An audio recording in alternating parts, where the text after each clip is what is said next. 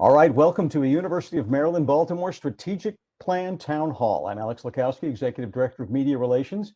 Today's town hall is just one step in the process to create a guide to help all of us effectively contribute to the work of the university. These 5-year plans are reviewed and revised based on the changes in our needs and our goals. And coming together like this to share ideas and points of view is crucial to the success of the process because the more we all share ownership of the plan, the more effective it will be.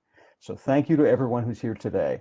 Now, 4 weeks ago, we discussed the university's core values, the principles we use to help us set priorities.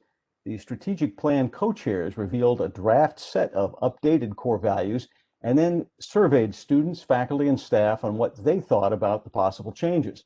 About 200 responses were received from that survey, and we'll hear more about that in just a bit.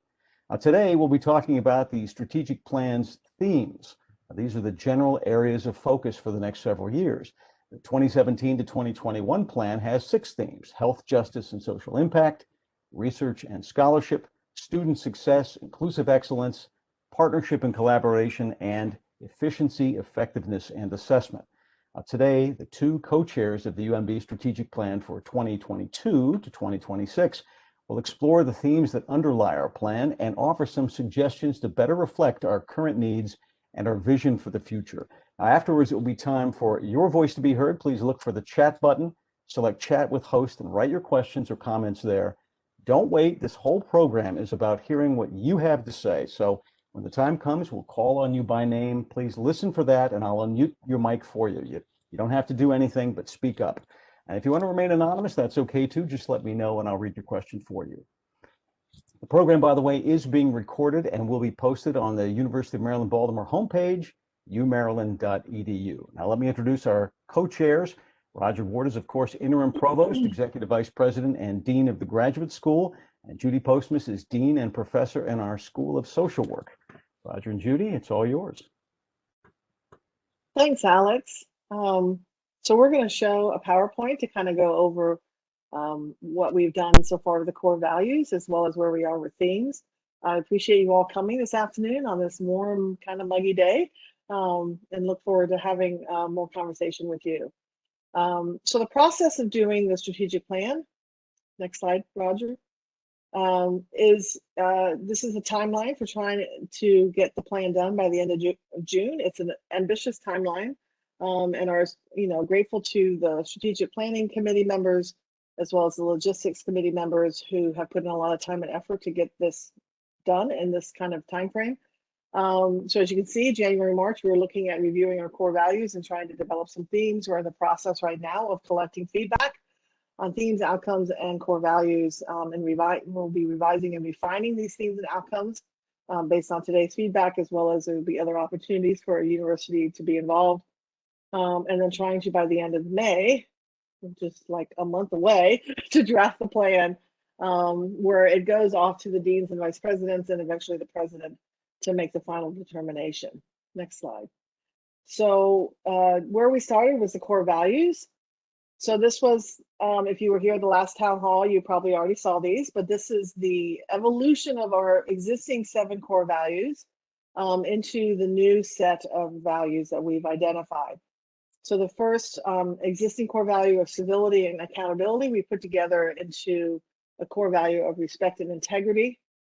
We have a new core value of well-being and sustainability, and I'm going to go through what these are and how we define them in a little bit. We have the existing diversity core value that has been evolved into equity and justice, and the excellence, knowledge, collaboration core value has evolved into innovation and discovery. We presented this about a month ago at the town hall and collected some feedback. Next slide. So at that town hall, we had about 200 people join us. And some of the discussion included using the word compassion. Where does it fit? What about the term anti-racist? What about courage? What about opportunity? What about leadership? How do we incorporate that as a former core value? And I think the bigger question that raised a lot of comments was, how do we ensure that the core values are embedded into our everyday lives at UMB, and how will we measure and evaluate them? Next slide. So then we also conducted a survey, which the link was open for about a week or 2, maybe 10 days, where we asked individuals to complete a survey. Each survey, we looked at each set of core values, and the survey asks quantitative or closed-ended questions, and then an open-ended question, along with an opportunity to provide overall feedback about all the core values. We received about 200 responses for the survey. You can see the breakdown that most came from staff. Of those who responded to the survey, about a quarter came from faculty and less than 10% from students. Next slide. All the schools were represented, but the greatest participation came from University Administration, School of Medicine, School of Nursing, and my own school, School of Social Work. And within the University Administration category, most of it came from Administration and Finance, and then Academic and Student Affairs and the Office of Research and Development. Next slide. Again, we asked the same questions of each of the 4 proposed core values using a scale of 1 to 5, a Likert scale, of how well does a proposed core value align with your personal and professional values. In your opinion, how well does the proposed core values align with the current values? How well does the core value reflect UMB, and how strongly do you feel about it being adopted? Next slide. So here's some results from the quantitative questions. So on a scale of 1 to 5, with 1 being not at all to 5 being very much, how well does the proposed core value align with your personal and professional values?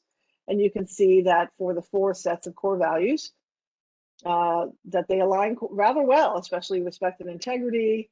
The lowest one was innovation and discovery. But again, if you combine the very much and somewhat together, you can see that the majority of folks responded rather well to these 4 core values. Next slide. Question 2, how well does the proposed core value align with the current values of UMB faculty, staff, and students on a scale of 1 to 5? A little less than the very much. You can see in some of the well-being and sustainability and equity and justice are below 40% as far as very much, but overall, again, a pretty strong showing, but some work that needs to be done.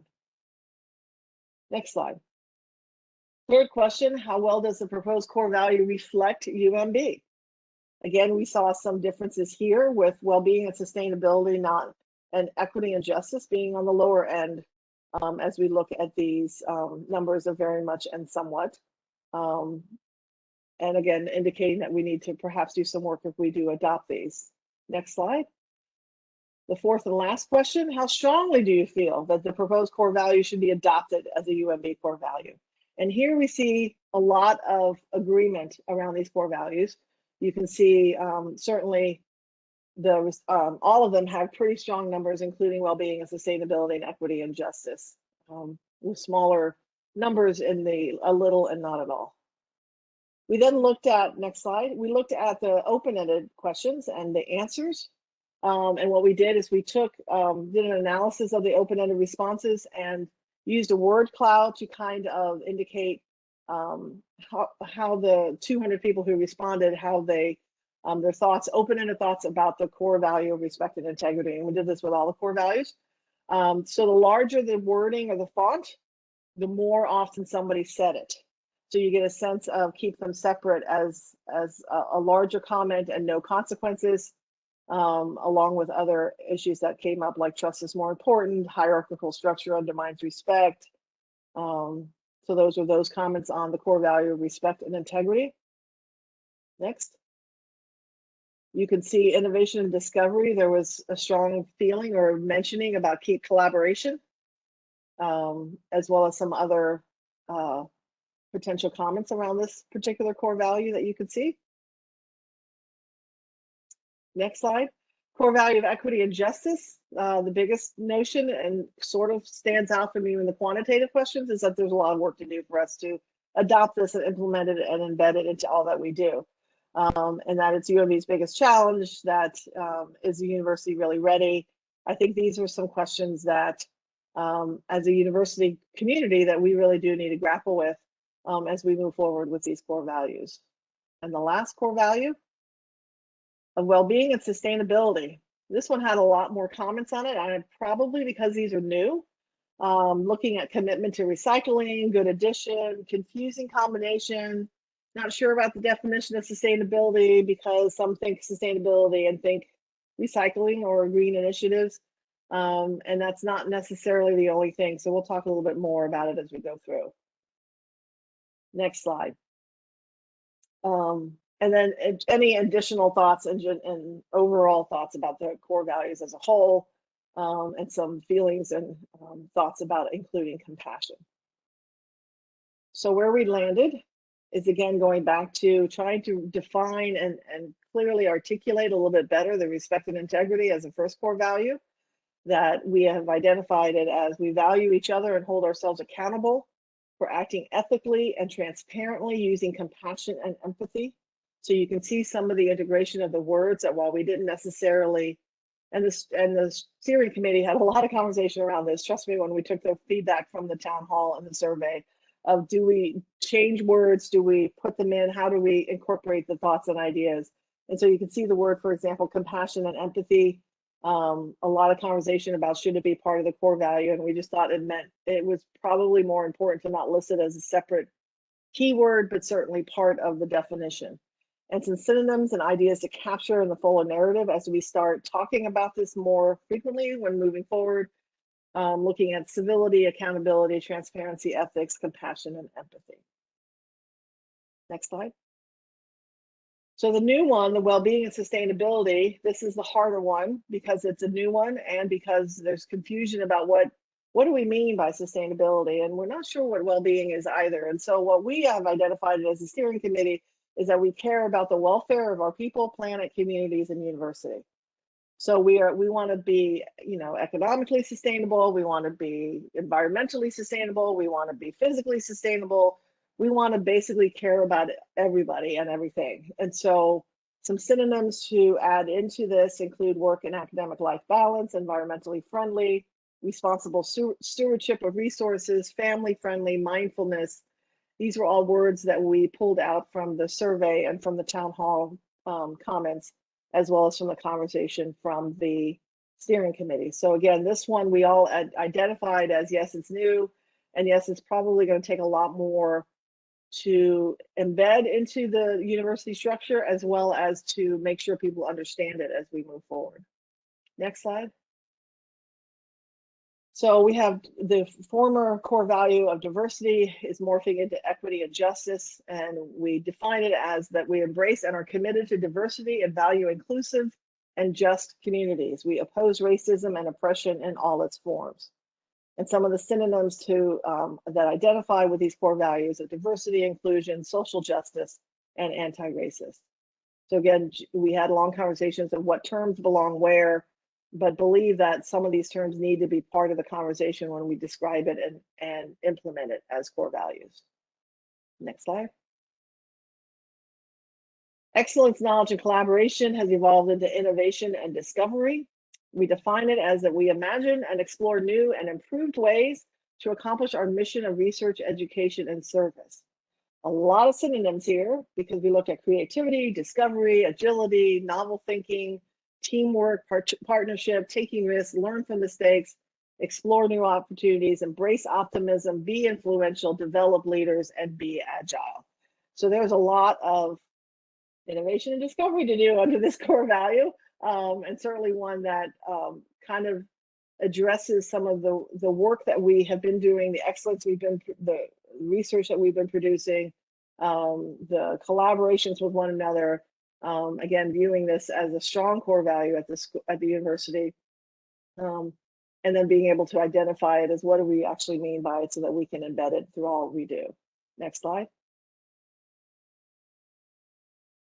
So finally, the core value of leadership. Initially, we had put in that leadership evolved into well-being and sustainability, and that didn't seem right. So when the steering committee came back after we presented it at the town hall, okay, that we really determined that leadership as a core value infuses all of our core values. And that as a standalone core value, as a steering committee, we felt strongly that there are some people who would see that core value and say, based on my job, I'm not a leader, and so this doesn't apply to me. And so we felt particularly convinced to not have it as a standalone core value. However, we're fully aware that we need leadership. We need leadership in all that we do. and that really the leadership has to embrace and embed and measure and evaluate and make sure that we're all using these core values as a community. And so we see leadership as being a crucial part about using and being a part of all 4 of these core values. Next slide.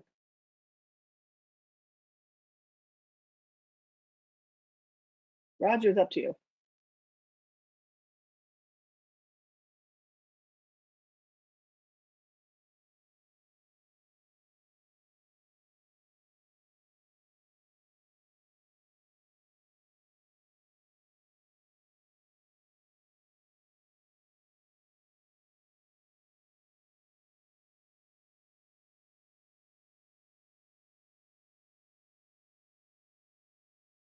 I don't know, Roger, can you hear us?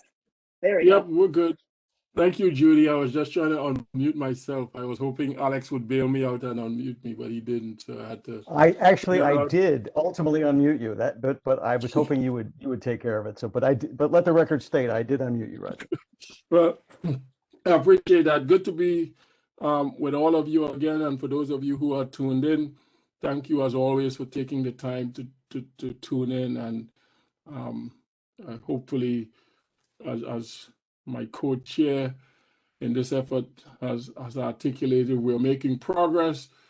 Thank you for the great feedback on the core values. For those of you who responded to the survey, thank you for taking the time to do so. And please know, as Dean Postmus has articulated, we take any feedback we get very seriously, and the steering committee has certainly embraced its work, and we've had deep conversations on everything that we have presented and will present so far. So I'm going to pivot now to the strategic themes and talk about what they are, but let me do some explanation and description of definitions. So under our planning process, we focus on themes and we focus on strategic outcomes at the university level.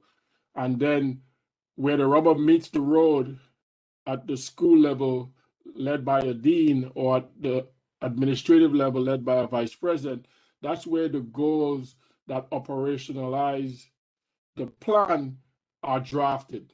And so a theme, which is what we're talking about today, is the major strategic focus for the university. And that's influenced by our mission, it's influenced by our vision, and it's absolutely shaped and influenced by our core values, which is why we started with the core values. In looking at our core values, redefining them and evolving them.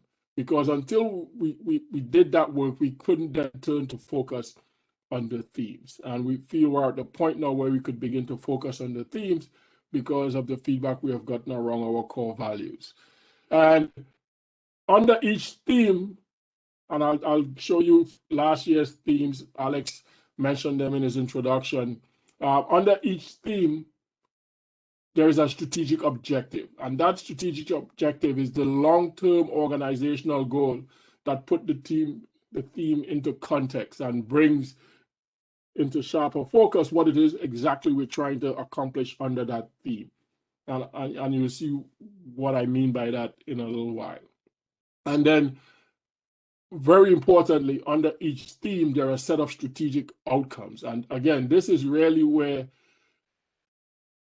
our aspirations show up. Outcomes are the results that we expect to realize if we are successful as an institution in pursuing the strategic objective under each of the themes. And then, as I said before, the goals, which are drafted in a particular way, what we call SMART goals, are the strategies and the approaches and the milestones or actions that are developed and that are taken by the schools and the administrative units to achieve the objectives and the outcomes in the broader university plan. So just by way of an example, this is the theme 1 from the existing strategic plan that we adopted in 2016 and that expires this year. So you see the theme here is health, justice, and social impact. right? This was our first theme. We had 6 of them. I'll show you the remaining 5 in a minute. And under each theme, as I mentioned before, there's a strategic objective. So you see what the strategic objective under this particular theme is. And then under that we have strategic outcomes. These, in this case, we have 5 for this particular theme. These are what when we set them in 2016, we aspired to accomplish by the time we got to 2021. And so it's the same approach that we will be using in the strategic plan we are developing now, which we hope to have in place by July 1. So the strategic outcomes, you see how they are written. They are written, again, think back to 2016, in a forward-looking way where we're imagining 5 years ahead. These are the outcomes we would realize as an institution under our current strategic plan. And the way we go about getting to these outcomes depend heavily on the goals written by the deans and by the vice presidents to advance the university's strategic objectives and its strategic outcomes. So here are the 2016 themes. And you see the one I just showed as an example there. Theme number 1, health, justice, and social impact. Number 2, research and scholarship, student success, inclusive excellence, partnership and collaboration, efficiency, effectiveness, and assessment. And of course, all of these are available on our university website. Every 6 months, we have been, for the last 5 years, reporting out to the university community, sharing with the dean, sharing with the vice president, our progress towards meeting the outcomes under each of these themes based on the goals established at the school and administrative unit levels. Here are the proposed themes for the strategic plan that we're developing now. There are also 6 of them. We're not wedded to 6, but as it turns out, that's where we landed. Community partnership and collaboration, university culture, engagement and belonging, student growth and success, innovation and reimagination, global health and education, core values, integration, and accountability. And just as we did with the core values, we've begun the process of putting meaning to each of these themes so that you could help us define what the outcomes are under each of these. And so for the proposed strategic theme of community partnership and collaboration, again, these are all intended to be aspirational. So you see here what under this particular theme we aspire to. We aspire to a state where we fully embrace our status as an anchor institution and where, as a university, we engage in earnest and respectful partnerships and collaboration with our neighbors, community organizations to realize mutually beneficial goals that have measurable and sustainable impact. So again, these are the ideas, or this is the sentiment and the aspiration behind what we mean by community partnership and collaboration. Somewhere along the way, the process, we will draft a strategic objective specific to this theme. But for right now, when we think of community partnership and collaboration, this is what we're thinking about. And this will evolve, just as our definition, and when you saw those slides on core values, when it said what it means, some of those changed in response to the feedback we got from the surveys, to the quantitative questions, but also some of the qualitative feedback. And so at the end of this, we'll also ask for feedback from the university community on these proposed themes, and we would expect to evolve the language you see here based on that feedback as well. University culture, engagement, and belonging. Members of the UMB community feel comfortable and valued at work. This is what we're aspiring to, including being treated fairly and respected by their colleagues, are connected to the people they work with and the teams they are a part of, and contribute to meaningful work outcomes, understanding how their unique strengths are helping their teams and the institution achieve shared goals. So when we talk about culture and engagement and belonging, this is what we're aspiring to under this particular strategic theme. And then, of course, no strategic plan at a university would be complete without a dedicated theme focused on student growth and success. And what is really special about this one is, of course, we have students representation on the steering committee, and the students on that committee really owned this and helped us put meaning and help us give shape to it. And the students were insistent that they wanted to see growth and success, student growth and success represented and communicated as the theme. And so here, as a university, UMB aspires to a holistic and student-centered strategy across all dimensions of the student experience. That's inside and outside of the classrooms, our clinics, and our laboratories. We will strive to adapt, to the evolving needs of our diverse and changing student population by providing flexible and responsive support services, and innovative, as we've been doing through the pandemic, hopefully extending that innovative instructional modalities to promote success and prepare our students to be leaders once we launch them into society. So when we think of the theme of student growth and success, that's what we have in mind, and that's what we aspire to. And as you would imagine, when we say we aspire to, these aspirations, for the most part, tie back to our current strategic plan. So as an institution, it's a journey. And so some of these things are carry over from our current strategic plan, and in some instances, as it relates to student success, from a strategic plan a couple of years ago, the first one implemented by President Perman. And what we seek to do is every time we come up we conclude a strategic plan, we should be able to demonstrate that we have made significant progress from where we were when we adopted the plan. And so hopefully at the end of this 5-year period, we'll continue to make progress in these areas.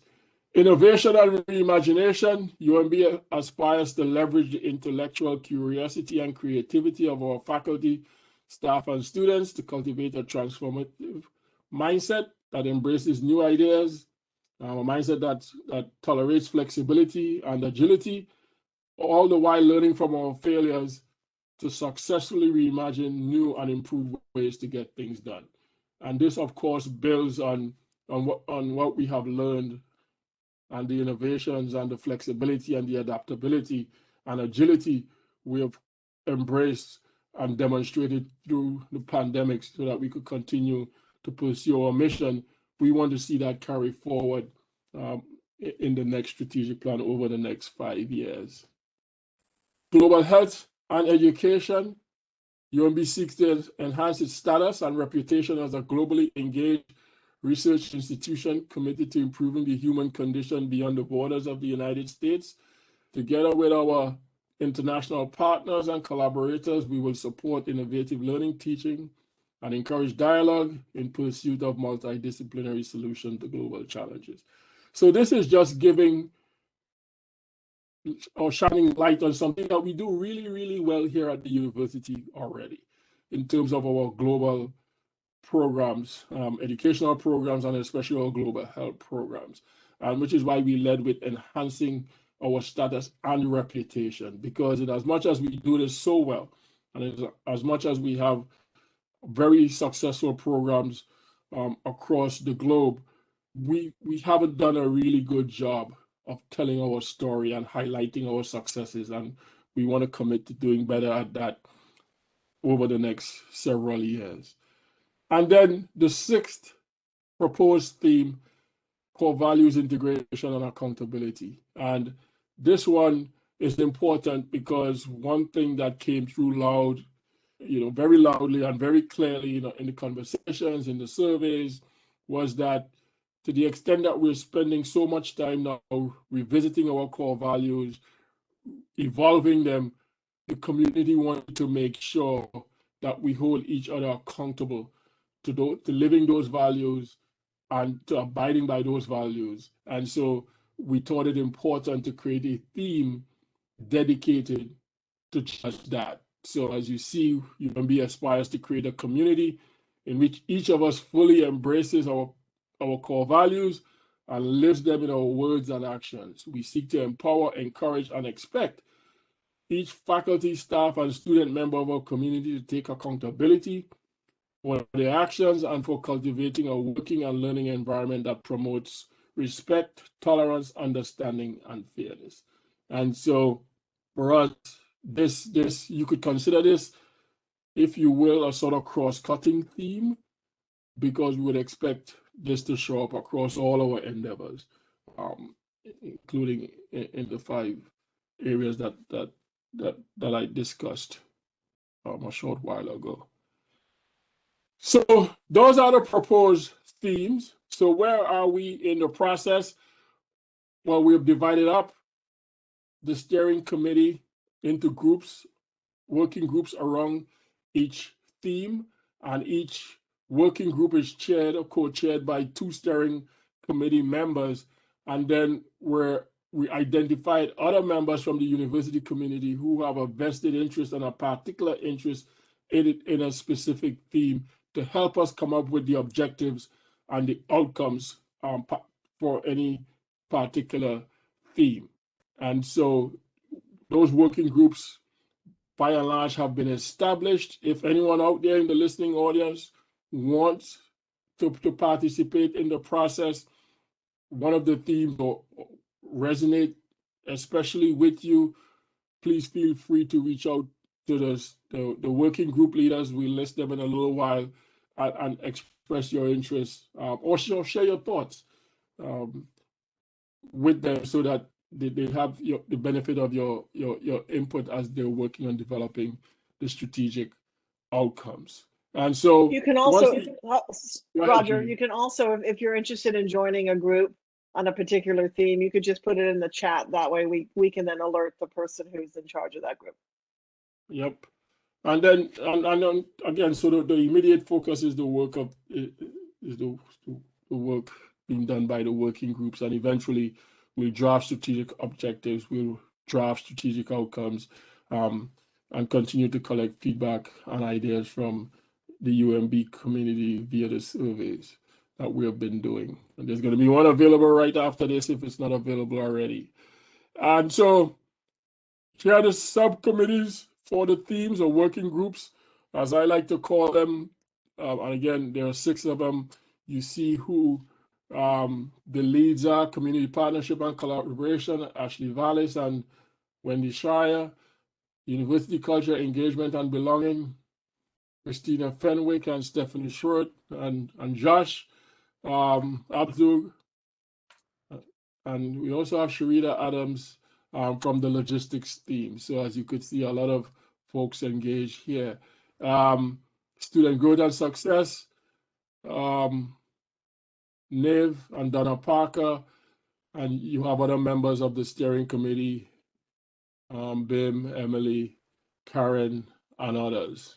And Innovation and Imagination, Mark Masek and Peter Murray, with other members of the steering committee. Global Health and Education, Dennis Pathrat, Flavius Lilly, Core Values, Integration and Accountability, Dawn Rhodes and John Kushka, again with other members of the committee. And you will see across all, we have logistics team members involved. So for example, Tricia O'Neill from the logistics team is on the first one, Community Partnership and Collaboration and all as well. So a combination of steering committee members, logistics team members, this doing a lot of the heavy lifting around each of these teams. And this is where we're asking and have asked for engagement from others from around the university community to help in the effort, especially if you're passionate about one or more of these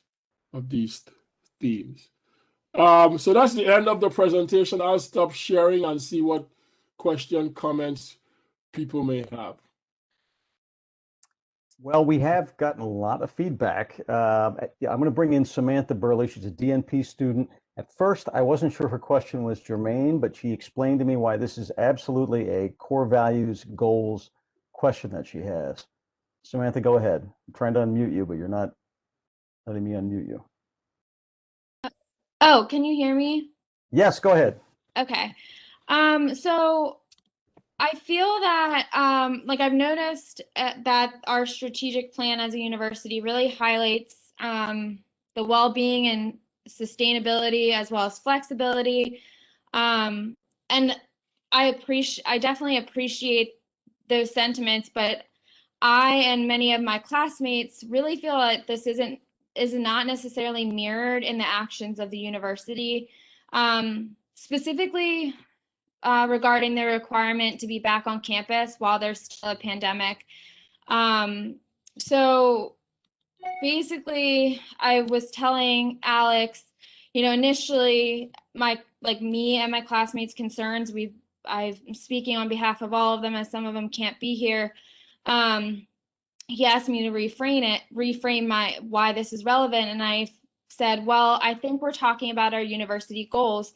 Students are the foundation of executing these goals, but if we're hearing students but not listening to them, how can we say that we're adhering to these core values as a university?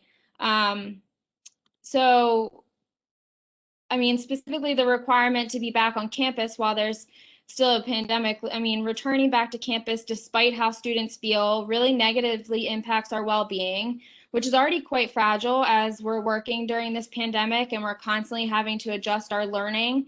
I know the university seeks to continue to build sustainable programs, and that does require flexibility to have sustainability, but I have been met with, I guess, resistance in saying that at least the DNP program is strictly supposed to be in person. But if we're trying to be flexible and sustainable, I think that calls for accommodating students and their best learning styles amongst a pandemic.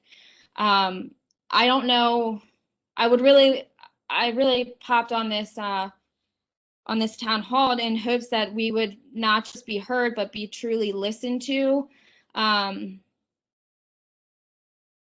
We're kind of desperate at this point. So I don't know if there's any feedback that I can get in regards to that. Samantha, I think we get it. Go Yeah. ahead, Roger. Judy. Well, I have the benefit being the provost and Judy as well, and also the dean of a graduate school, of course, Judy as dean of the School of Social Work, of being in meetings regularly with the president and our colleague deans and vice presidents, thinking about how we deal with this pandemic, and we've certainly been grappling with that for the last year, and thinking about how we recover from this pandemic. And just this morning, a few hours ago, we were talking about trying to balance the operational needs of the institution, the diverse needs of our faculty, staff, and students with rational decision making. And I think we fully understand that no decision that we'll make in this very difficult time, a period not experienced by anybody in leadership here at the university ever, that I think I feel comfortable in saying we make decisions and we base those decisions on feedback and input that we get from others, and we try as best as we can, and all the deans do, and in particular your dean in the School of Nursing, to be sensitive to the needs of faculty, staff, and students. And sometimes we get it more right than not, and other times maybe not so much. So all feedback is valuable, important, and I certainly appreciate you taking the time to share your thoughts. As it relates to the strategic plan, from at least from your point of view, if we're not living it yet, that's why I took great care to say at the outset, what we are aiming here for is aspirational, and it's a journey, and it's a process, and hopefully, with every strategy, with every strategic plan, as time goes on, we'll get better at it, and we'll continue to get feedback, and we'll continue to be pushed by students like you who challenge us to get better and challenge us to refine our thinking in areas. But hopefully you don't ever feel as though the leadership, the faculty, the staff, and those charged with making the decisions here don't listen. Even if, as President Perman used to say all the time, in the end, we make decisions that might not be the one that you might have preferred. That doesn't mean that we're not paying attention or not listening. There are many factors that we take into consideration, and we make those decisions in good faith. Okay, we have a lot of questions. Cynthia Boyle wants me to read this for her. She says there were many more staff responses than others, she notices, a much higher percentage. These are strong basic values, but nothing distinctive for UMB. She lists altruism, generosity as examples.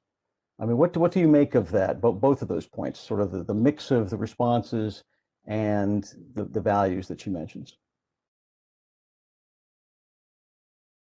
Well, I think Cynthia, I mean, I would have preferred to have more than 200 people because clearly we have thousands of people in our UMB campus. You know, we can only get what we get. So some of your notions around altruism and generosity, I think, you know, that might be something we could look at adding as part of a definition of a core value. And certainly steering committee members are here in this town hall as well, and we are taking notes. So that might be a good idea. I think I do think, you know, we did a review actually last fall. It wasn't even us. It was another faculty member who was working with other vice presidents and did a review of core values at other universities. And I think that there are a lot of similarities because universities tend to have some sameness. But we also saw some unique things, and this kind of ties in to the previous comment of the fact that we added a new one of well-being. That was one that came out because of COVID. And that was one of the university taking a stance of that we really care about our family on campus and those around us. And so I think that that might make us a little bit more unique than perhaps some of the universities that may or may not have that in place. But I think your point is well taken, and you know, certainly some of those other values we could look at. There are a lot of values out there, and we're trying to be as creative and open as we can be. All right, Bonnie Bissonnette notes that, you know, although we're not through with this strategic plan that we're in now, obviously, you know, we may have things that we haven't accomplished yet. Bonnie, you want to ask your question? Sure. Can you hear me? Absolutely. Thank you, Alex. Yes, my question was, as I looked back, one of the things and the goals that related to, well, surprise, global things, which, by the way, I'm thrilled with the new strategic plan set up. Thank you to both of you. But there was one goal, and I didn't see it exactly. It was on the slide where we talked about 2016, and it was in particular about faculty, staff, and students being, I don't know if it's being recognized or having their global engagement work count. And that's just one of the things I want to be sure that we roll over, if possible, into the global education theme. I don't know quite how to phase that, but we look a lot at things like promotion, tenure, etc. And I don't know if that will fit in the education theme of global as it's written, but I just wanted to mention that and just leave it there to say, what are we doing with things from last strategic planning cycle that we'd like to continue working on? Thank you. Very good question, Dr. Bissonnette. And so all our strategic plans should be connected to each other and should build. And so, as I mentioned with some of the themes, even though we may have tweaked the phrasing and so on, I think the ideas and aspirations haven't drifted too far away from even what the themes were in our current strategic plan. And yes, under each of those themes, we have specific outcomes. And I would expect that as a part of the work done by the working groups, they would look at those outcomes and say, hey, are there outcomes on our current plan that can roll over, carry over into this strategic plan, either because the work is incomplete, and especially if the work is incomplete, but that particular outcome remains very relevant, and something would continuing to pursue. So, Bonnie, is going to depend on people like you, and I'm pretty sure if you haven't done so already, you want to seek to be engaged in that theme around global health. But it's people like you and feedback like this that would help shape what the outcomes are under that particular theme. So if there is an outcome from the current strategic plan that you think should roll over, then please make sure that the leaders of the working group know that and could consider it. Okay, Meredith Upton is going to join us with, I think I don't want to call it a follow-up to this, but maybe digging a little deeper into this question. Meredith, go ahead. Yes, thank you. And Roger, it's nice to hear from you, and Dean Postma, it's nice to meet you as well. So I'm the Director of Corporate and Foundation Relations at the Central Office. And so typically my questions are thinking from a broader perspective. And so one of the things I noticed, especially with the strategic themes from 2016, is we have these, we have these outcomes that seemed pretty vague. And I'm wondering, how do we demonstrate what our university's effectiveness was in achieving those 2016 outcomes? And so I understand the challenge is probably you've got all the different schools that are coming up with the measurable SMART goals. But and I see D Post is shaking her head, but how do we roll those into one overall analysis for each of those outcomes to say, okay, so in 2016, we wanted to, achieve closer collaboration with West Baltimore. That's very broad. How are we measuring that? Because, when I go to a company or when I go to a foundation, I'd like to be able to say, as an overall university, like, we are actually achieving these things and here's how we're doing it. So if you could talk about how we could build that into the next strategic plan, that'd be super. Thank you. Well, that should be pretty easy to build into the next strategic plan, Meredith, and good hearing from you, because it's built into the current strategic plan. So the way it works, Meredith, and listening audience, is the outcomes. Yes, you describe them as vague. We describe them as broad and accommodating, so that the schools and the administrative units could then write what we call SMART goals to help us achieve those outcomes. And SMART is an acronym that stands for, see if I can get this, specific, measurable, attainable, realistic, and time-bound. So you have to meet all those, have all those elements present in the way the goal is written. It has to be specific. It has to be measurable so that we know that it's being achieved. And so what happens is, once we adopt the plan, we say to the schools and to the administrative, here are the themes, here are the outcomes. And when you write your SMART goals, your SMART goal must map, in order for it to be accepted by the president, your strategic plan to be accepted by the president at the school level, must map to a specific theme in the university strategic plan and to a specific outcome. And if you go back and look at the report produced by Greg Spengler's shop with the assistance of Karen Matthews on a 6 months basis, you see that we demonstrate progress for each outcome. And the way we demonstrate that progress is we measure the results for all the goals that are mapped to that specific outcome. And that's how we calculate the progress that is being made. So someone like you, Meredith, when you go out to someone and someone says to you, what sort of successes did you have with that particular outcome? You could actually look under the outcome and see the specific goals that were achieved and speak to those. So that's how the process is set up. And it works really, really well because we can demonstrate progress to these outcomes based on the goals that are produced at the schools and administrative unit and reported on a very regular basis. And I would add to what Roger said that for communications purposes, of if we need to do a better job of synthesizing, articulating dashboards on our website. I think that we've had those conversations as a steering committee as well of how do we ensure that not only are we measuring and attaining, but that we're advertising that we're doing that. And so advertising might not be the right word, but telling our story. And so I think that that's a piece that we've already been talking about. And certainly, you know, if you have ideas, let us know on how best to take all this, all the different schools and the different units and the different strategic, the SMART goals and how they've accomplished them, and how do you pull that all together into one university message. I think that's where the challenge lies, and certainly we're paying attention to it as we move forward. Yeah. Okay, we have someone who wants to remain anonymous. She writes, thank you for all your hard work on the strategic plan. For the theme of student growth and success, should we consider changing growth to progress? Because student progress seems more measurable from my perspective. She also writes, did we lose the concept of collaboration?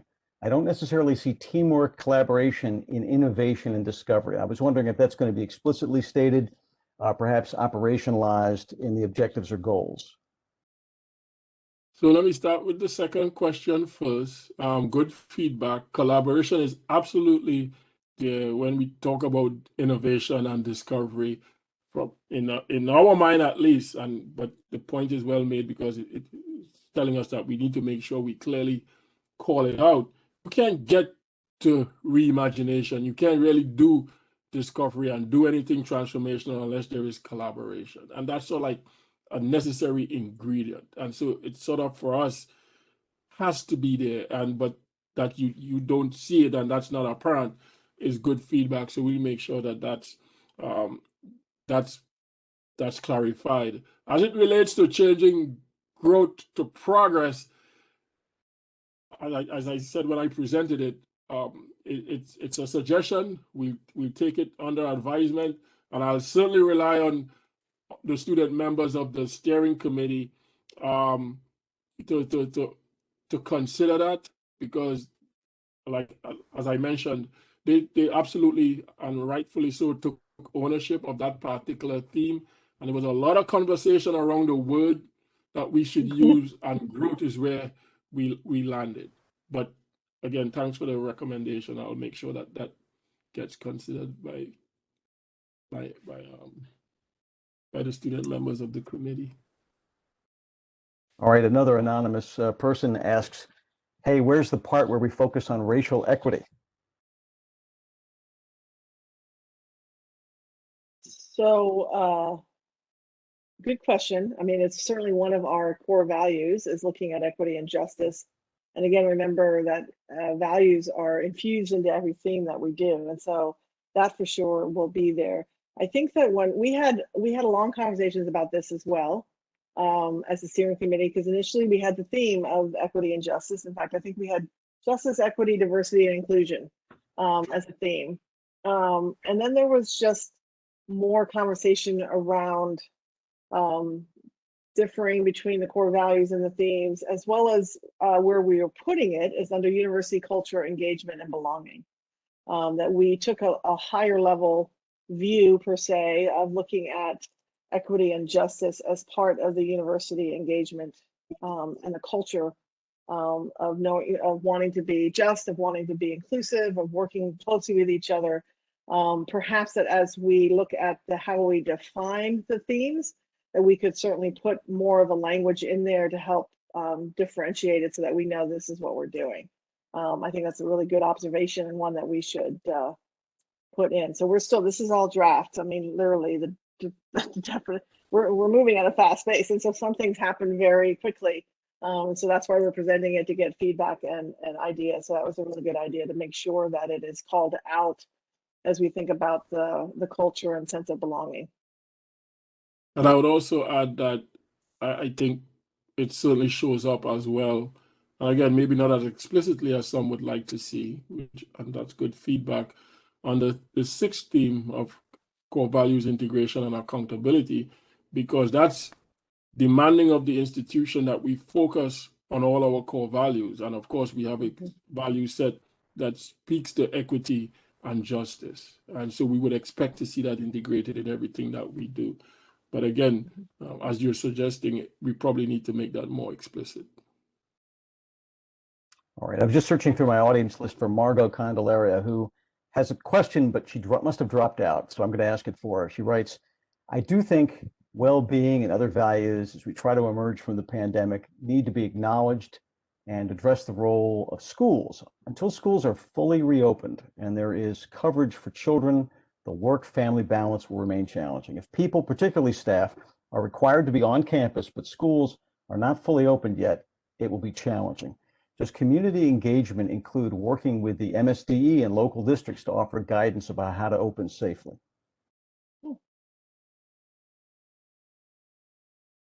Good question, Margot.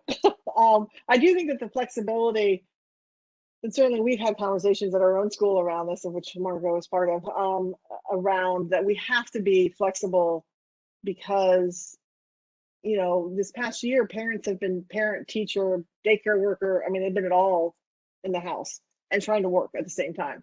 And so I think this is why we ensure that it became a core value, and we really wanted to pay attention to it as a theme. And how does it manifest it? So the idea of coordinating with the local, I mean, there's a lot of different school districts I would imagine that our community their children go to, but certainly coordinating and coordination might make sense as perhaps a strategy that's done to accomplish that theme. And certainly we all have to make sure that the value as things are moving quickly with COVID, and you know, changing of plans here at the university, I think that that all of us, and certainly I know the leadership, the deans, the vice president, the president, are all very attuned to the challenges facing our community, and wanting to be as supportive as possible when things like school shutting down or your student has a sniffle and can't go to work, wanting to be as supportive as possible to continue getting the work done while also providing that support to you and your family. Okay, let's bring in Judith Chagrin, who has a question about we have an anti-racism statement. What about other forms of discrimination? Judith, do you want to elaborate on that? Oh, sure. Just do we, and I apologize because I'm rather late to this process. That's okay. I think I did the survey. Is there also a statement or commitment to standing against hatred based on religion, ethnicity, or sexual identity as well? Yes, and hi, Judith. I think that Hi. you know, certainly, again, going back to the core value of equity and justice, I think that was even when we had conversations around should the term anti-racist be part of the actual core value name, that we wanted it to be more broad because anti-racism doesn't necessarily fit based on religion, based on sexual orientation, based on abilities. And so we want, you know, there's any number of things. And so we wanted to make it more broad that it could encompass all the groups. I think as we define the core value that we use anti-oppressive language as well. I don't think we necessarily specifically name particular groups, and that might be something that when we finalize it, that we do it based on you know, all the different cultures that are represented on our campus. So I think it's a really good notion to make sure that we have, and I think we've done that as a steering committee, of really making it encompassing and inclusive of individuals who might be facing discrimination in other forms.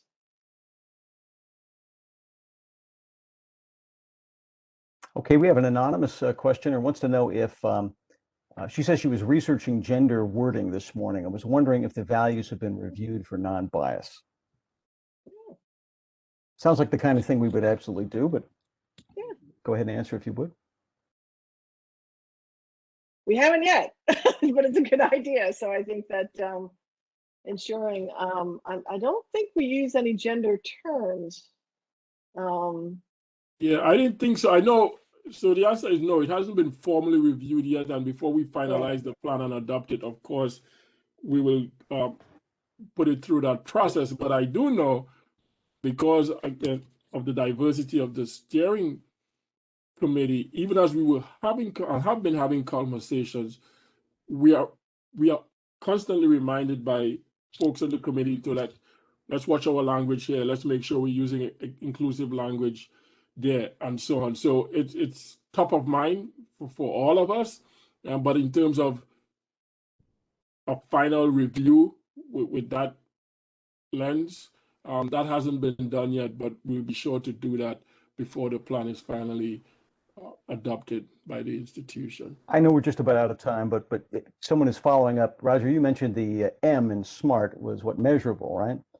And she writes, what about key performance indicators at the institutional level so we could measure success? Are we going to establish those? Yes. As a matter of fact, That's easy. yes. No, There you go. Here's the reason why I could say yes and answer so quickly, because from an accreditation point of view, the Middle States accreditor requires us to have what they call institutional learning outcomes or an institutional metrics. So we have to have at the institutional level certain key performance indicators. And in fact, we have those now that we report to the state, we report to the USM, and so on. We call them managing for results. So the answer is yes. Good. That was just good to get that out there. So there you go. Well, we have plenty of chat, by the way. I'm going to save the chat. You mentioned it earlier so that you can get feedback and also get people's preferences. They want to be involved. So we have all that, and I'll pass that on to you along with all the other comments. So thank you all as always for tuning in. There is a survey that's going to be posted on the university website. And it was in chat, by the way, so people have a chance to see that. Yeah. And as always, thank you for your feedback and input. Take care. Thank you.